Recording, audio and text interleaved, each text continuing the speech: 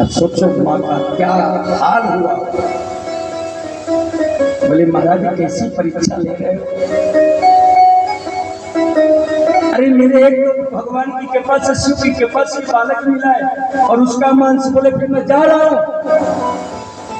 बोले महाराज रुकिए।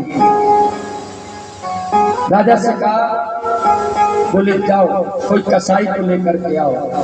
शंकर जी ने कहा नहीं, तुम्ही को उसको काटना पड़ेगा। बताइए कितनी माँ कभी ये काम कर सकती है?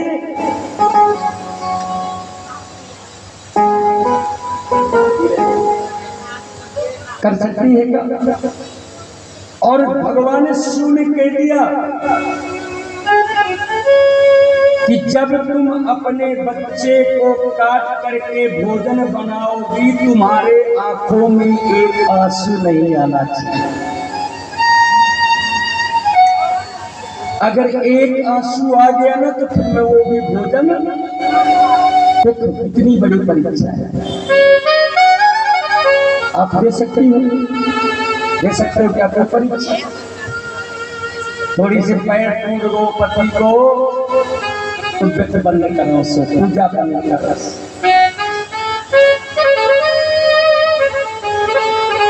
बोले तो भोले बाबा की परीक्षा जैसी ले रहा है मैं वो भी करूं। माँ जब अपने बच्चे के सामने पड़ी, माँ का हाथ कांप रहा है। और कौन माँ है जिसको जन्म देगी उसको मारा? उस बालक ने कहा, आप माँ चिंता मत करो, माँ मेरे को काटो। और उस संत को तुमने वचन दिया, उस वचन को पूरा करो। ममता में पत्थर रख लो।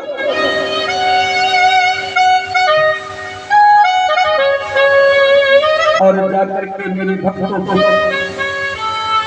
चंडी का रूप धारण करी और उसने जाकर के अपने बच्चे को स्वयं अपने हाथों से काटना शुरू कर दिया।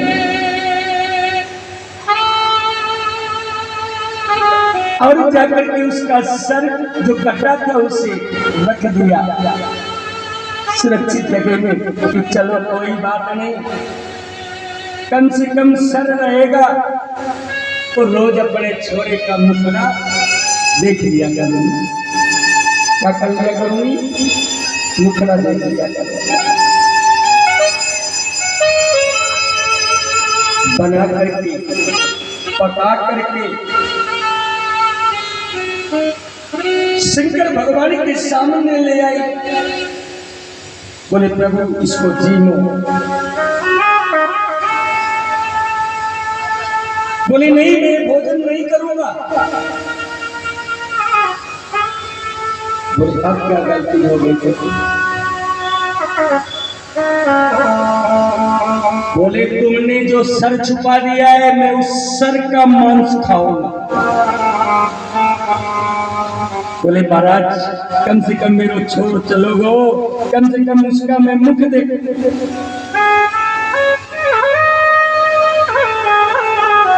बोले नहीं, मैं उसी का मांस खाऊंगा।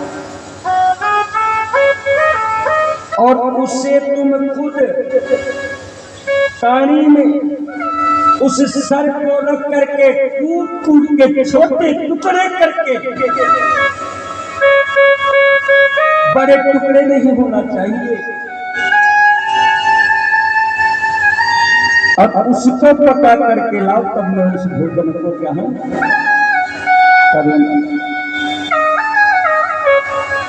और अगर एक आंसू आ गए ना तो मैं क्या हूं, क्योंकि ये भगवान शिव ने परीक्षा ली और तुम थोड़ी परीक्षा में डर जाते हो।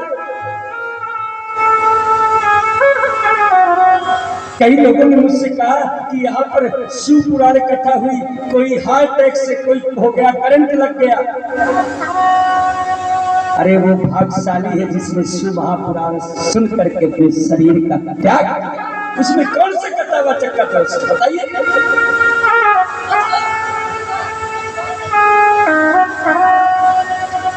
उसकी मुक्ति हो गई। और हकीकत देखा जाए अगर रामायण के गोस्वामी तुलसीदास जी हैं तो शिव पुराण जगाने वाले साक्षात मेरे भक्तों प्रदीप मिश्रा जी हैं। मैं शिव पुराण को कोई नहीं जानता था, उनकी देख रहे जो लोग शिव तत्व को देख रहे जगा दिया कि शिव पुराण क्या होती है, कोई नहीं सुनता था शिव पुराण को। भागवत भागवत भागवत कौन सा भाग्यशाली है कि आज चलती कथा में अपना शरीर का त्याग कर दे और सीधे सुनो धाम हो जाता है। शिव पुराण में लिखा है।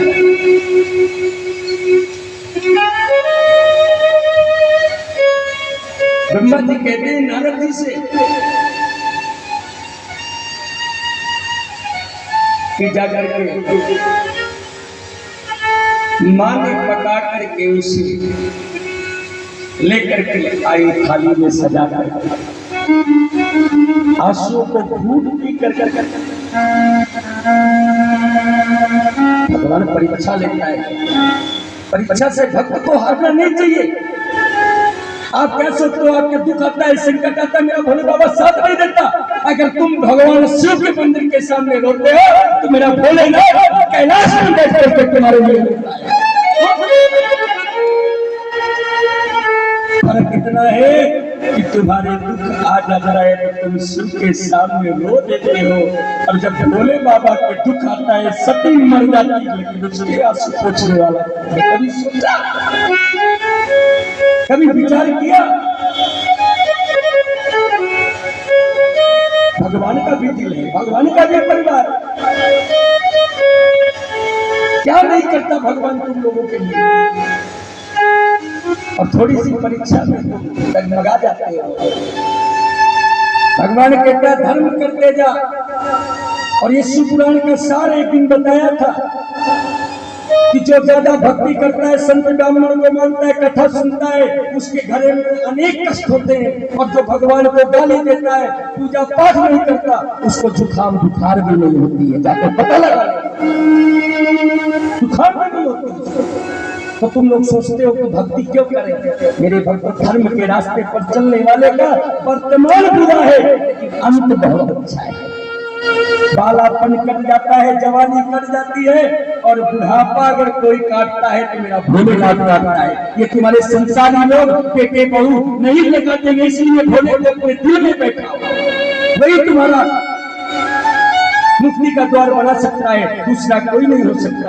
इसीलिए कहते हैं कि संसारी लोगों को दिल में मत बसाइए, भोले के सिवा कहीं दिल ना लगा।